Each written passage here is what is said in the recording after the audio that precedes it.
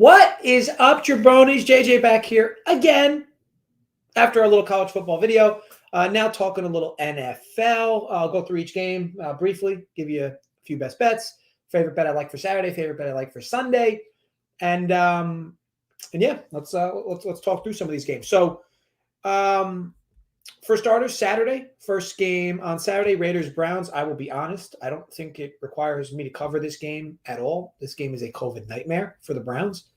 You could argue, maybe, is there value on the Raiders because of all the COVID news with the Browns? Maybe. Browns don't have a quarterback. Total super low. I just think it's an ugly game. I know people are going to want to bet it because it's in the middle of the heart of the Saturday. To me, we should probably get a little more out of betting a bowl game. That's just my 2 cents.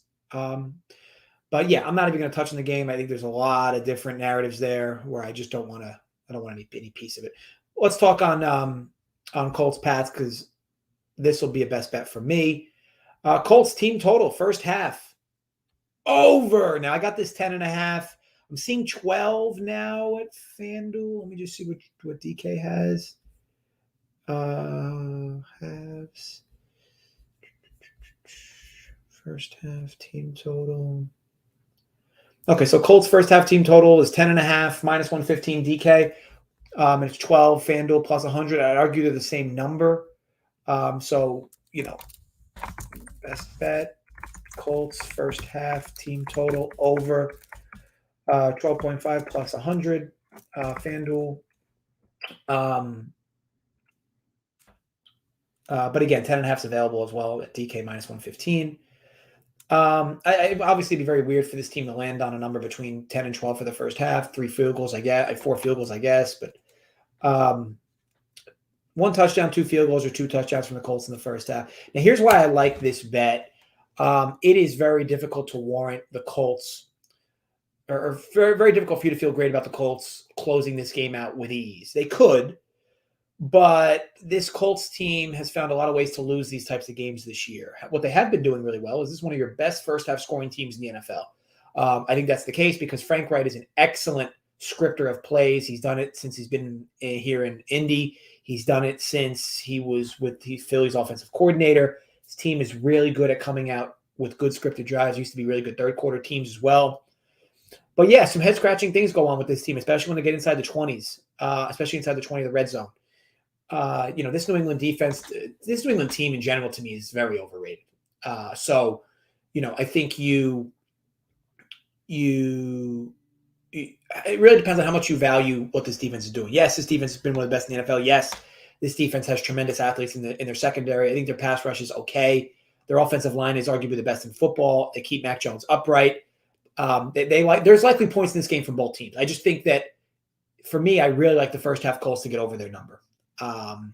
And I like the fact that both teams are coming off a bye. I think that gives even more strength to both offenses. And I think the Colts are going to want to be winning this game. I think they're going to want to make a statement if they can early. And I think, like, for instance, I think the Pats are notorious for wanting to get the ball in the third quarter. And the Colts, I think, are going to want this ball early. I think they're going to want to lead early. I don't think they're going to want to have to play from behind from this good defense. So, yes, I do think there's some value in them potentially starting with the ball to begin the game. And I just like the fact that the Colts to get off to a good start as they've done all year. I mean, I think your third highest team in the NFL first half scoring, and it's no accident. This team's got a great offense. Obviously, Jonathan Taylor's been excellent in the backfield. They have a great offensive line too, so that helps. And Carson Wentz decision making at times he blacks out, but he's been better recently, and they got T.Y. Hilton back, and they're just getting healthier as the weeks go by.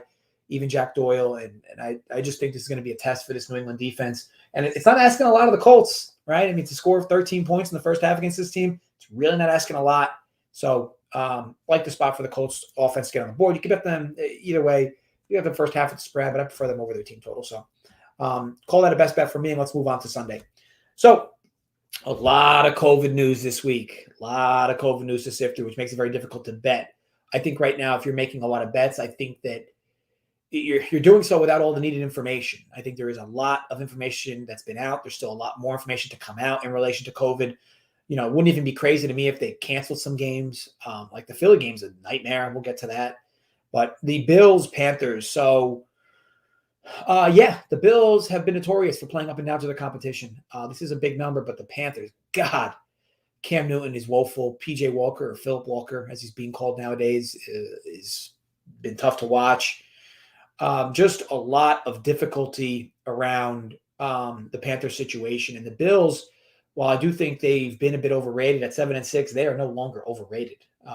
This is a team that might miss the playoff. They went from a team that had 90+% chance to win the division to a team that literally might not make the playoffs. So I think that, Buffalo's schedule down the stretch, they have some easy wins. They have the Falcons and Jets to end the year.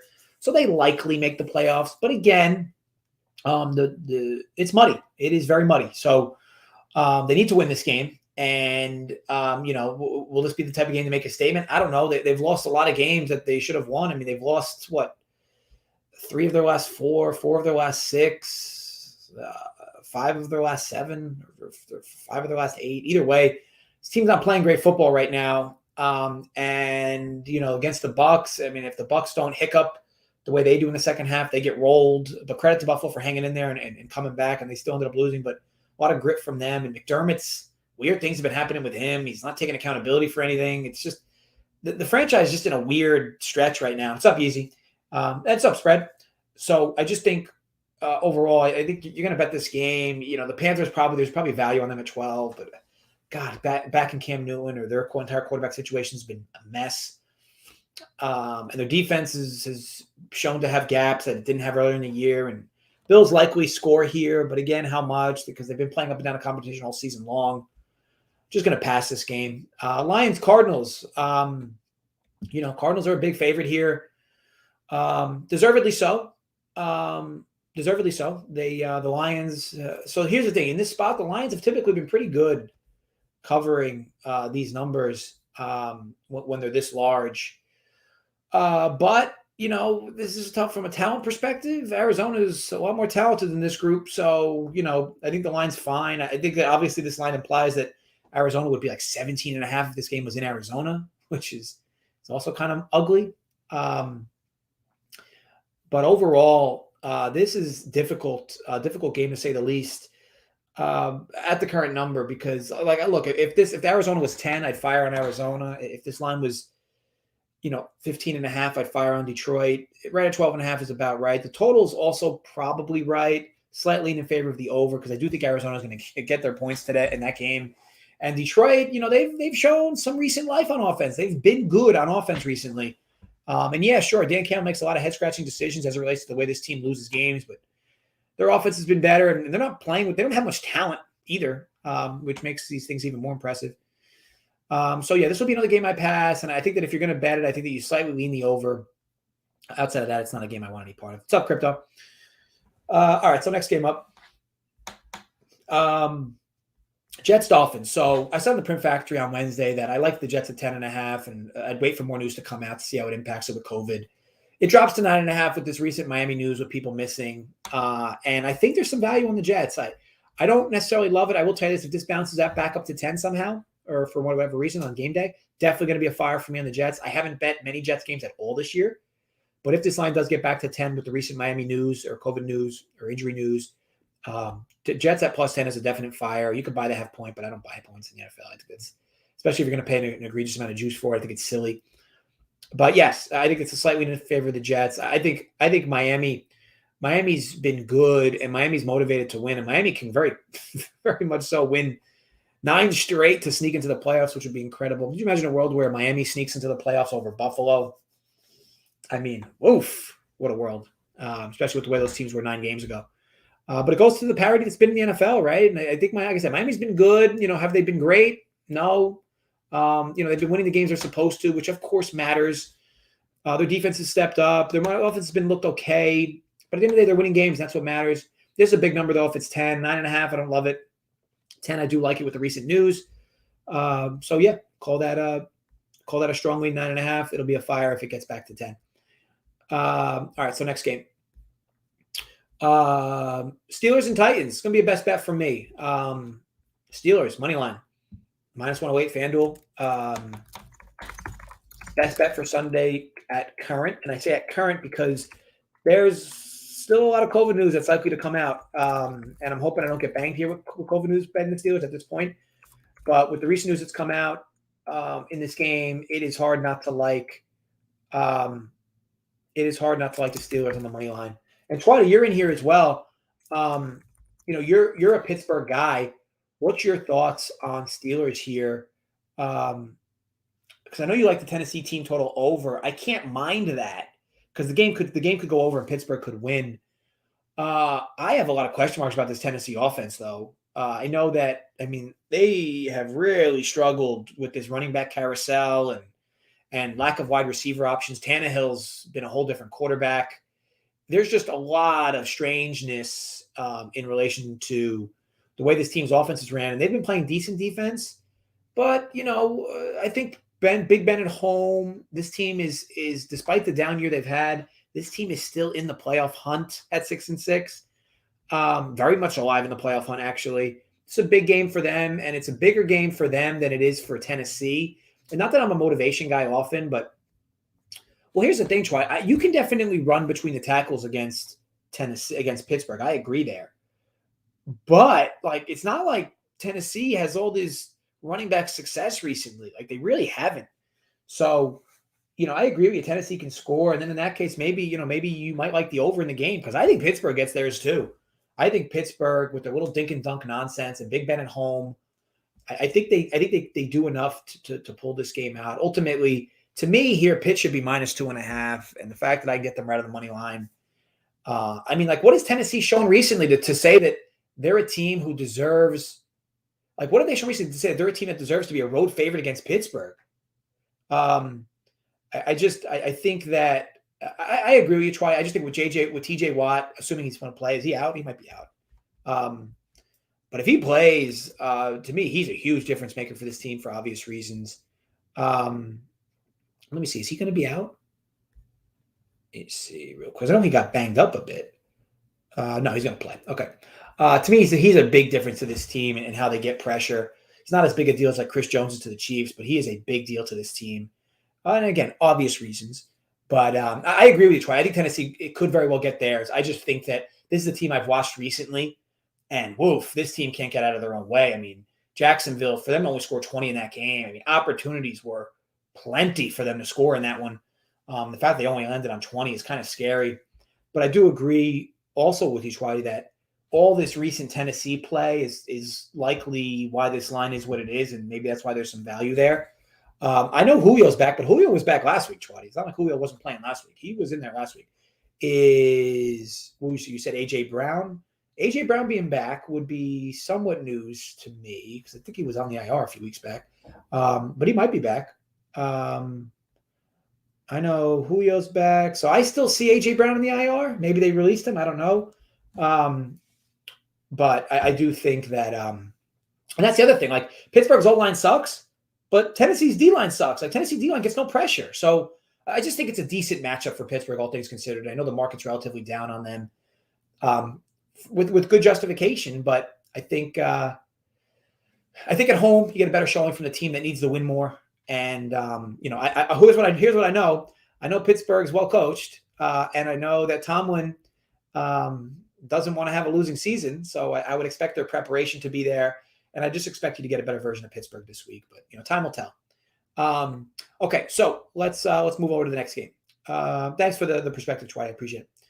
The Eagles and Washington. So assuming this game does not get canceled due to COVID, I will be at this game in Philly. Washington is blistered with injuries. No quarterback, no backup quarterback, their entire defense, I think a receiver, half their O-line. So now it becomes, how much do you really value cascading out injuries or cascading players being out to a line? Because I will tell you this, with both rosters fully healthy, this line is likely Philly -2, Philly -2.5, maybe. So do all these injuries equal 10 plus points? Because this line is now 12. I would say that it might. It might, and it's hard to really justify, because here's the thing: you can talk on how much one player means to a line versus their backup, right? So we could argue that the backup for Taylor Heinicke is worth 2 points, maybe. His backup's worth another 2, so maybe 4, maybe to Heineke. And this is, of course, if you value Heineke super high, to say that his backups are worth that much points less or that much of a drop off, which there might be. They're still going to have Gibson. How much do you talk about half their offensive line missing? Maybe that's another 2 or 3 points. Maybe. How much do you cap on their entire defense missing? Maybe that's another 2 or 3 points. And so, then you're landing yourself at about an 8-point swing, which would mean there's some value on Washington if you're there. But again, these are all estimates. You can't objectively justify how much these injuries mean to a line. Like, there's just no way. Like, there is literally no way. So that's why I don't think you can bet this game at all. Look, I'm going to be there. I wanted to make a bet in this game, but there's no bet I want to make in this game. It'll be an ugly game to watch. So, yeah, ultimately, I will stay away from this game, betting-wise. I will be at this game. I'm hoping to have a decently fun game. If the under dips low enough, I might bet it over because at the end of the day, Washington's missing a ton of defensive players, and Philly might, help get there. And Garrett Gilbert, look, I liked Gilbert. Gilbert, I think, is a kid that played at SMU. So hopefully, if I do end up betting the over in this game, if it gets low enough, like if this total drops into like the 38s, I mean, I'll likely fire on the over. I'm not going to love it, but to me, with all the defensive injuries, I'd prefer to bet the over. But again, I'll let the number drop for it, if anything. But I likely will not bet anything in this game. I think it's a little silly to do so, in my opinion. Giants Cowboys, Dallas 10.5. Another difficult game to cap, right? I mean, overall, Dallas's offense has been in flux. The Giants still don't really know what they're doing at quarterback. Mike Glennon, I assume if he's healthy enough, will start. I know guys like, my guy Joey Work, wants to see what Jake Fromm could do. I can't discredit that opinion. I just look, as somebody who follows college a lot, Jake Fromm was the single reason, in my opinion, that Georgia team did not win a title. They had Justin Fields on that roster, and I do believe if Justin Fields was starting for that team, they would have won a national championship. Jake Fromm was Mr. Georgia, though, so I get why he got the starting nod, and I get it. But, man, he had 5-star athletes all around him and did nothing with it. Now you're going to put him in a Giants squad that's in turmoil on offense, and you're going to ask him to be your answer. I don't know.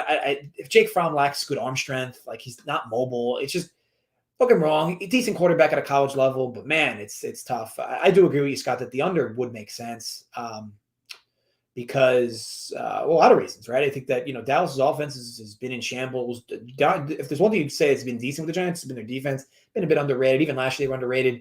Granted, they're a little worse this year than last, but still, I think the point remains. I do like that call. Can't mind it. Because Dallas, you would think Dallas is not going to, I think their team total is probably 27.5. I mean, maybe you bet that under. But the problem is you bet Dallas' team total under. You need Giants to get first downs, and they've been a mess in that respect. So I think Glennon's been improving as the games have gone on. So maybe you see a better version of him here. But yeah, I don't mind that, Scott. I agree. It's slightly an under there. Even like I said, for me, Cowboys team total under. I don't mind either. But tough to fire on this game. We'll wait to see if more news comes out and who's starting. I will say this.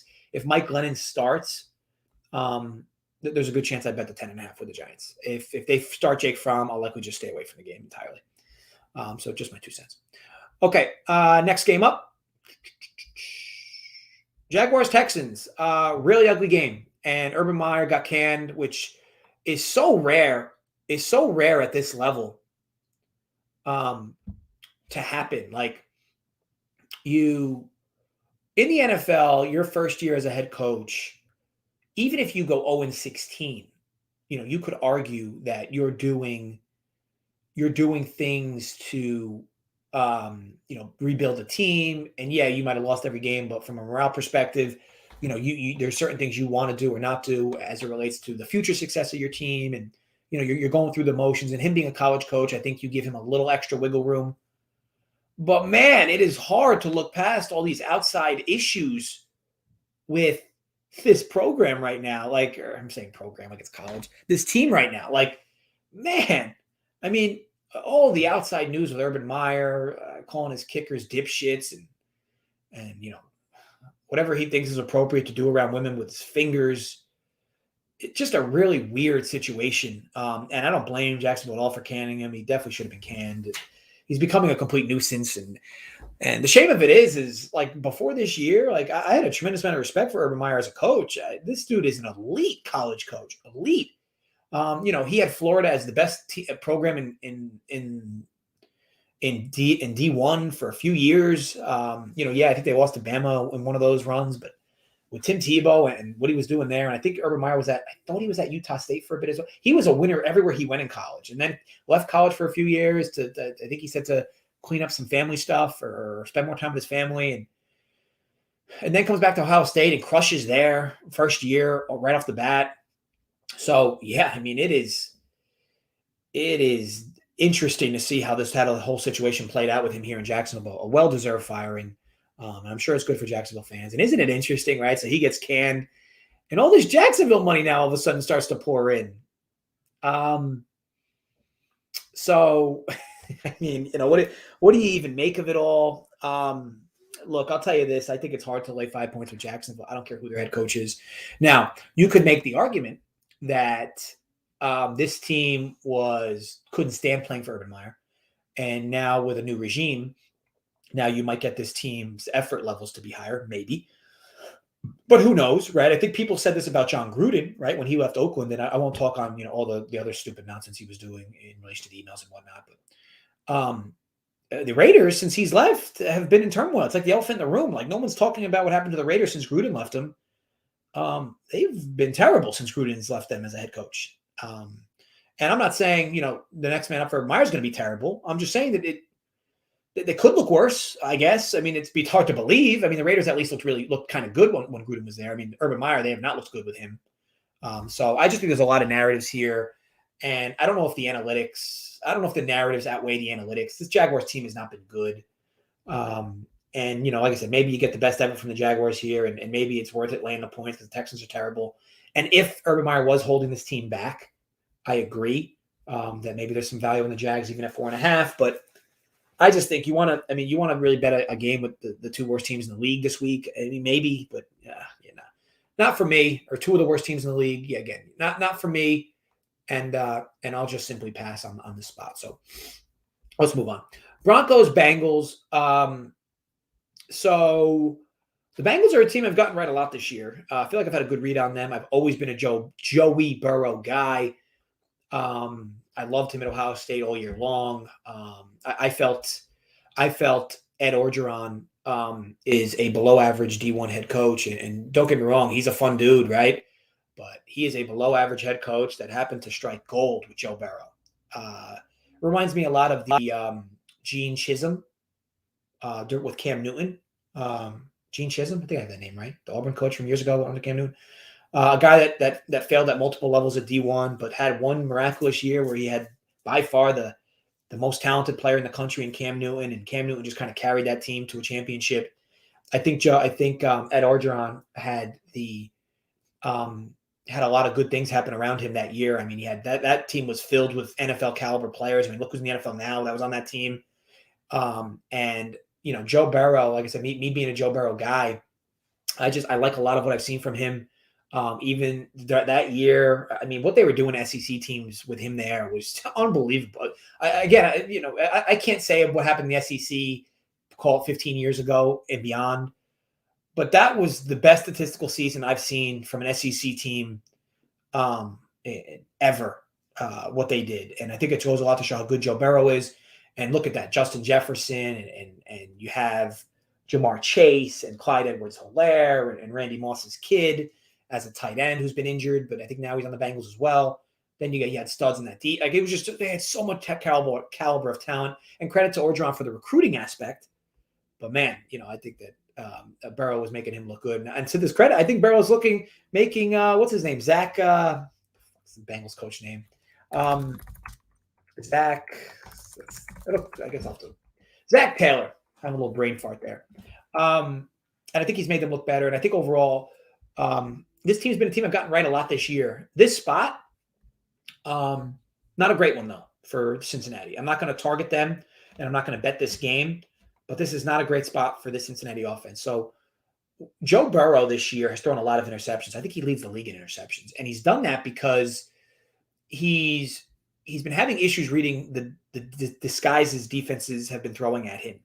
And don't get me wrong, he's been right a lot, but he's also been wrong a lot, and it's resulted in interceptions. This Denver defense, their strength is their secondary, and he's likely going to make some mistakes in this game. And will those mistakes cost him? On the other side, Teddy Bridgewater, somebody that doesn't really make a whole lot of mistakes. And I think that from an upside perspective, the Bengals have more upside, but they also have more downside than the Broncos. I think that the Broncos are more disciplined. And then there's the whole Vic Fangio thing, which I'm not a big fan of him either. I think he's just a glorified defensive coordinator. Reminds me a lot of Rex Ryan. That's not a good example though, because Rex Ryan at least took a team to 2 AFC championships. So anyway, there's a lot of arrows going different ways for this game for me. I'll pass. Should be a fun game to watch. And let's be honest, this is a super critical game for playoff aspirations. One of these two teams in the AFC will likely make the playoffs, or has a much better chance to make the playoffs if they win this game. Goes without saying, right? Two teams, same record, same conference. But this is such a big game, and Denver being home, I think, helps. And, Scott, you bring up a good point. When they can run the ball well with Mixon, they do well. The problem is those days have been far and few between. And, overall, it's been a tough year for Denver. I think that they had a great start like the Panthers did, and they've kind of gone somewhat downhill since, and they've been proving that they can't get into shootouts with teams. The Bengals have had like these weird long stretches of hiccups. So overall should be a fun game to watch, but I'll pass. 49ers and Falcons. The current line is Niners -9. We're really not going to tackle this guy. Niners -9 and total 46.5. Yeah, this is a spot where call a slight lean in favor of the over. I'll wait to make sure that no extra news comes out or pops on this game. But San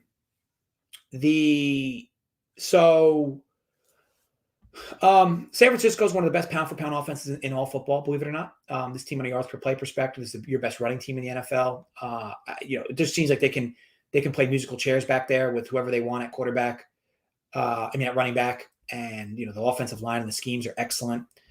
I think San Francisco does whatever they want on offense in this game. I know that the line might seem thick, as Kevin just mentioned, but I truly think this team does whatever they want on offense against the Falcons. The Falcons, I don't know how they're 6-7. It's a big credit to Arthur Smith and what he's done with them. And as bad as they've looked at times, is it the Falcons with the score differential of -100? I think so. So like take it for example, the Falcons and the Vikings have the exact same record. Okay. The Falcons point differential is like -105. The Vikings point differential is +11. They have the same record. The Falcons are not a good team. When they play good offenses, I don't want to say they get exposed, but when they play good offenses, they really let up on defense. And I think the 49ers are going to be in third and shorts all game. I think Jimmy Garoppolo is going to be able to leverage play action a ton. Debo coming back helps. And the Falcons and the 49ers defense, they've been known to let up, especially if they have leads. So the Falcons, yes, they haven't exactly been pouring out offensively, but I think there's opportunity for them to score in this game with Cordell Patterson. This offense is much better. And like I said, you just take this from all sides, and I think this game translates to points. So we'll see how it plays out with injuries and whatnot, and how that flows. But I think overall, when you take this game from a more granular level, play-by-play basis, I think yards pile up in this game, and when yards pile up, it's going to result in points. And so, yeah, I think overall, I think the play here is going to be the over. It's just a matter of me monitoring injury news until then, or COVID news until then. Okay, another game, Rams Seahawks. This is another interesting division matchup. I mentioned this before on the Seahawks, how they're a team I just quite don't understand, because they had their kitchen sink game. They had their kitchen sink game against the Seahawks.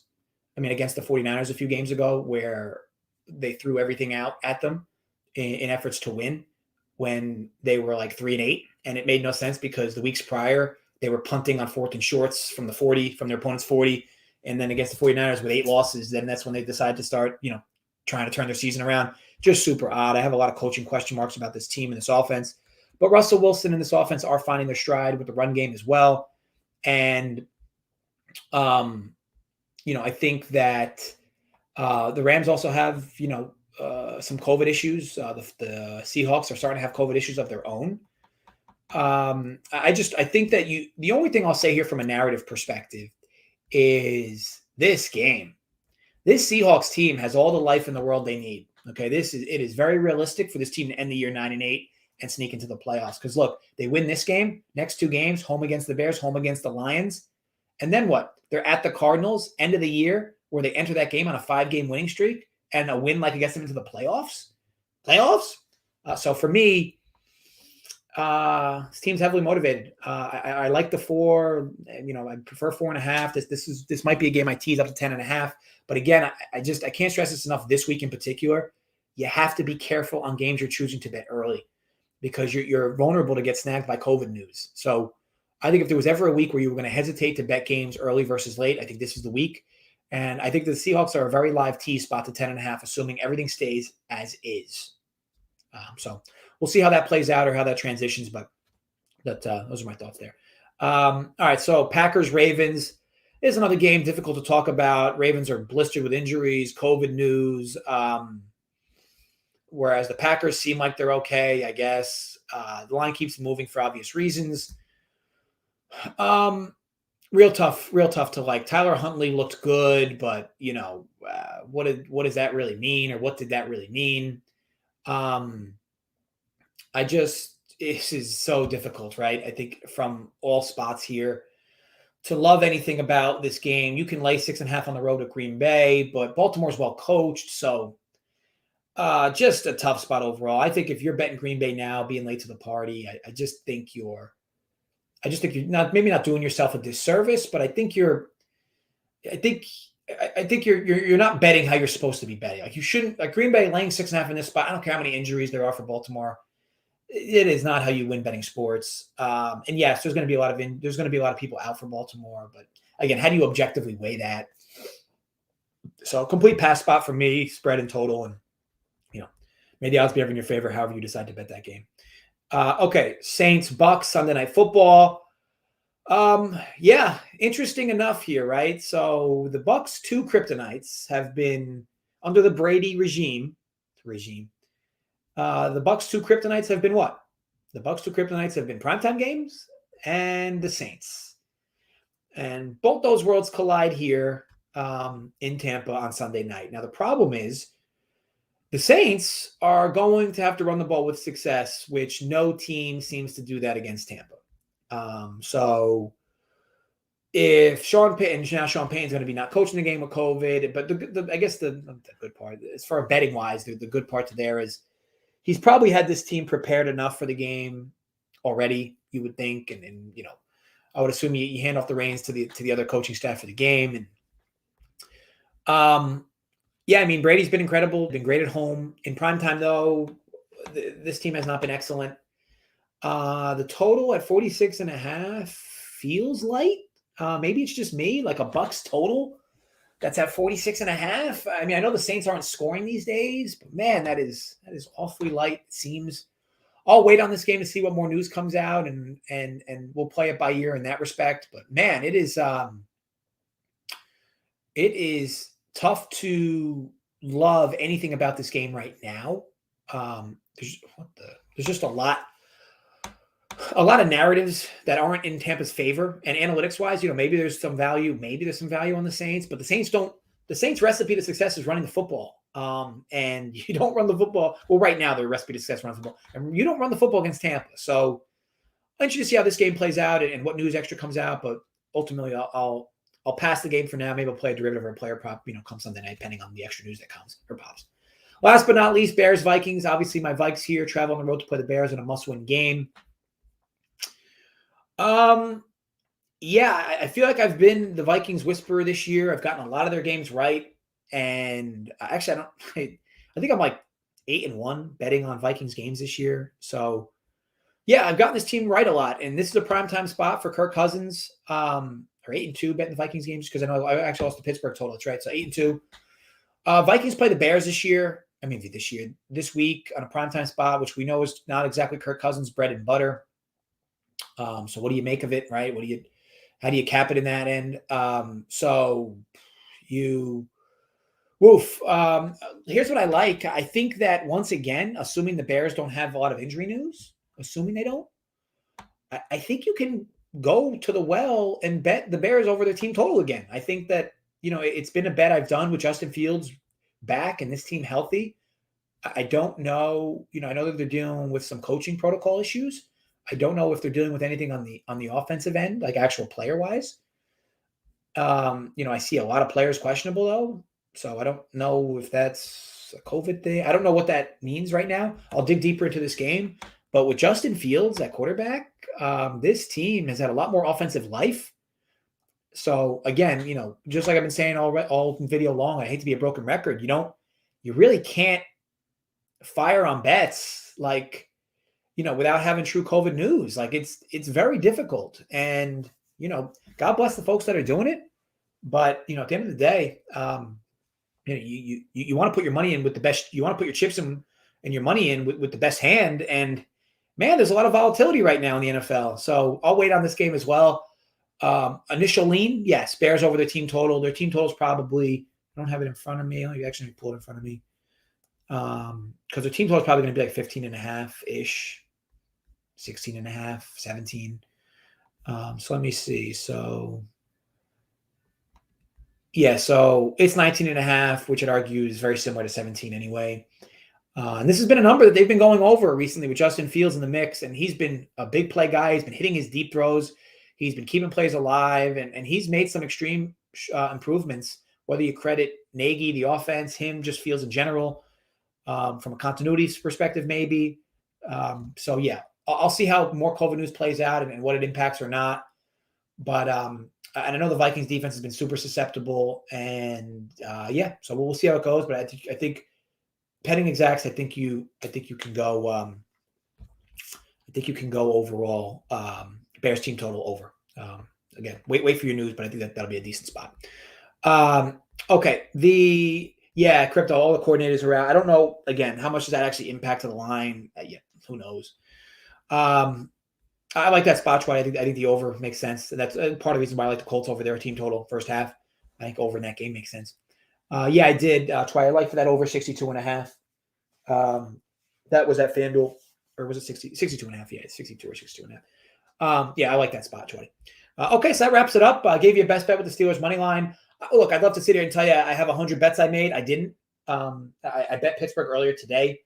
Actually, very recently in the last 2 hours, I bet Pittsburgh. So just dug deeper into that game, and I liked what I saw there. And I think we're good with COVID news for now. And overall, I like the spot for Pittsburgh. And obviously the Colts first half team total over I like as well. I think from other angles, I think it's a difficult week in the NFL to like a lot of bets. So yes, I think you wait, you hesitate. Not that I tried to rhyme there. I think you be patient on the news, and Sunday morning, games you like, games you want to fade steam, or just pass the week in general. It's not the end of the world. This is a weird week in the NFL with all this COVID news. So you don't have to bet games every week, right? You don't have to. So like I said, be disciplined, gamble responsibly. And look, as always, folks, stay safe. If you missed my college football video for the games for Saturday, be sure to check that out as well. And look, thanks everybody for watching. Thanks, Trotty, as well for chiming in. Crypto and Randy. Thanks again. Scott as well, of course, and Kevin for hanging out. Yeezy, of course, as well. Spread. Thanks again, guys, for everything. And look, I'll be in Atlantic City this weekend. Then I'll be at the Philly game on Sunday, so I won't be around too much. But look, as always, folks, gamble responsibly, stay safe, and run pure. See you guys early next week. Thanks again.